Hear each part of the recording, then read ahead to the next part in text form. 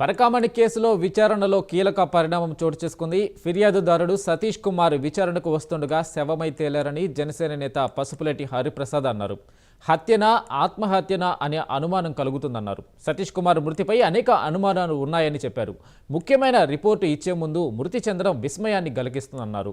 రవికుమార్ 200 కోట్లకు పైగా దోపిడీపై విచారణ జరుగుతుందని, నిందితుడు రవికుమార్కు తక్షణ భద్రత కల్పించాలన్నారు. నిజాలు బయటపడే వరకు పోరాటం కొనసాగిస్తామని చెప్పారు.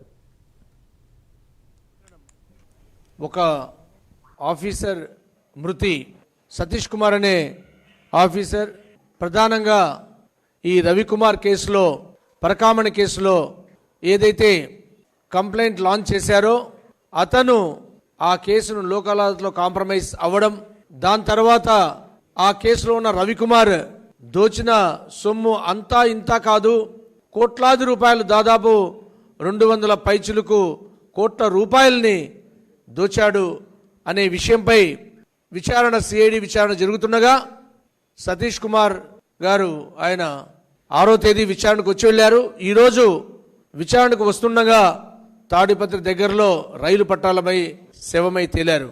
అసలు ఇది హత్యనా ఆత్మహత్యనా?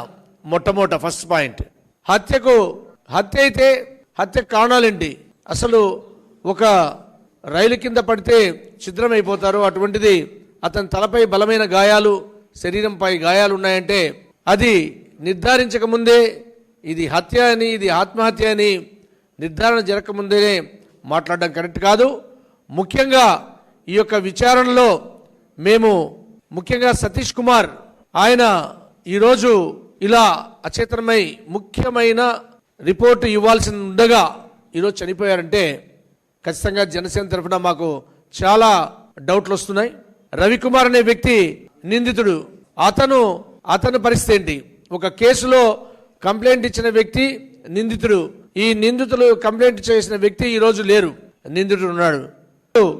ఇంత పెద్ద పరకామణి కేసులో ఇది హత్య అయి ఉండొచ్చు అనే దాన్ని మేము కూడా ఖచ్చితంగా ఆ రిపోర్ట్ కోసం వెయిట్ చేస్తున్నాం. ఎందుకంటే అతని నోరు విప్పితే చిట్టా లాగితే డొంకంతా కదిలినట్టు దీని వెనుక ఉన్న ప్రతి ఒక్కరూ, ఎవరైతే ఆఫీసర్లు ఉన్నారో, ఉన్నతాధికారులు అతనిపైన ఉన్నారో, అలాగే ఎవరైతే ఆ రోజు పరిపాలనలో ఉన్న వైఎస్ఆర్సీపీ వాళ్ళు ఉన్నారో, అప్పుడున్న అడిషనల్ ఈవోనా ఎవరున్నారో అనేది కంప్లీట్గా డొంక కదిలే రోజు ఈరోజు రిపోర్టు ఆయన సిఐడి విచారణకు అటెండ్ కావడానికి వస్తుండగా తాడిపత్రి దగ్గర పట్టాల పక్కన ఆయన శవమై కనిపించడం చాలా బాధాకరమైన విషయం.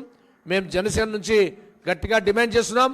ఖచ్చితంగా దోషుల్ని డీజీపీ గారు ఖచ్చితంగా కనుక్కోవాలి, ఈ కారణాలు వెతకాలి. అలాగే ముఖ్యమైన ఈరోజు నిందితుడు ఎవరైతే సాక్షిగా ఉన్నారో అతనికి కూడా ప్రాణహాని ఉంటుంది. అతను సీల్డ్ కవర్ రిపోర్ట్ ఇచ్చే వరకు, అతన్ని సిఐడి విచారణ చేసే వరకు ఖచ్చితంగా అతని ప్రాణం ఖచ్చితంగా చాలా ఈరోజు సందిగ్ధంలో ఉంది.